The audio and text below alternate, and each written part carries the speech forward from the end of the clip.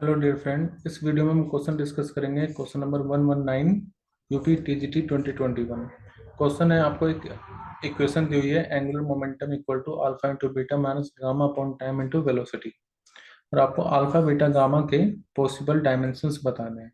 तो देखो, angular momentum, इस इक्वेशन को मैं ऐसे लिख सकता हूँ, एंगुलर मोमेंटम को हम एल से डिनोट करते हैं।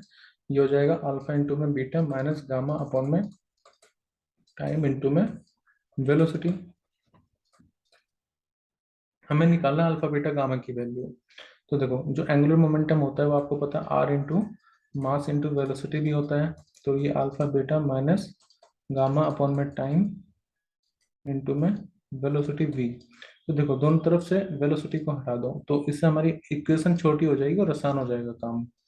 तो मैंने क्या करा, वेलोसिटी से वेलोसिटी कैंसिल कर दिया। तो आर इंटू एम, आर मतलब होता है डिस्टेंस, एम होता है मास।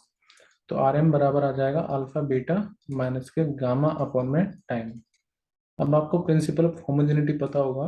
वो कहता है कि किसी भी इक्वेशन में लेफ्ट हैंड साइड और राइट हैंड साइड पर जो डायमेंशन होते हैं वो सेम होते हैं, और हम सेम डायमेंशन फॉर्मूला से सेम डायमेंशन क्वांटिटी को ही माइनस कर सकते हैं। मतलब आर एम का dimension formula alpha into beta के बराबर होगा, और आर एम का डायमेंशन फॉर्मूला बीटा अपॉन मतलब गामा अपॉन टाइम के भी बराबर होगा।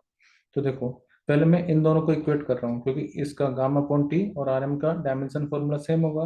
तो आर एम का डायमेंशन फॉर्मूला बराबर होगा गामा अपॉन टाइम के। गामा इक्वल टू कितना हो जाएगा, आर एम इंटू टाइम। अब देखो, गामा का डायमेंशन फॉर्मूला कितना आएगा, एम का कितना होता है मास एम, आर मतलब डिस्टेंस होता है तो उसका एल, और टी का टाइम। तो गामा का कितना आ जाएगा एम एल टी।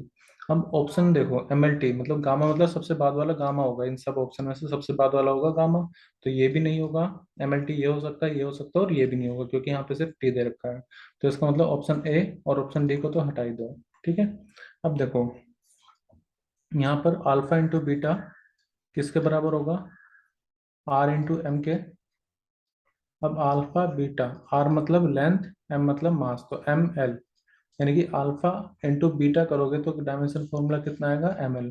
अब दोनों ऑप्शन में देखो, अल्फा इंटू बीटा कितना आना चाहिए एम एल। तो पहला ये अल्फा को रिप्रेजेंट कर रहा है, ये बीटा को रिप्रेजेंट कर रहा है, ये अल्फा को और ये बीटा को। अगर मैं इस ऑप्शन में देखूं, इस ऑप्शन में ये ए और डी तो कैंसिल हो गए। अगर मैं सी ऑप्शन में देखूं तो अल्फा इंटू बीटा कितना आ रहा है M L into M L, मतलब एम स्क्वायर एल स्क्वायर। तो इसका मतलब ये तो पॉसिबल नहीं हुआ, सी ऑप्शन पॉसिबल नहीं है। इसमें देखो, अल्फा इंटू बीटा मतलब M into L, alpha into beta कितना आएगा ऑप्शन के अकॉर्डिंग एम एल, और हमारा भी कितना आ रहा है एम एल। तो करेक्ट आंसर क्या हो जाएगा, ऑप्शन बी। ठीक है, ऑप्शन बी करेक्ट आंसर होगा। जरूरी नहीं है कि आप इसको पूरा ही निकालो, आप ऑप्शंस की भी हेल्प ले सकते हैं।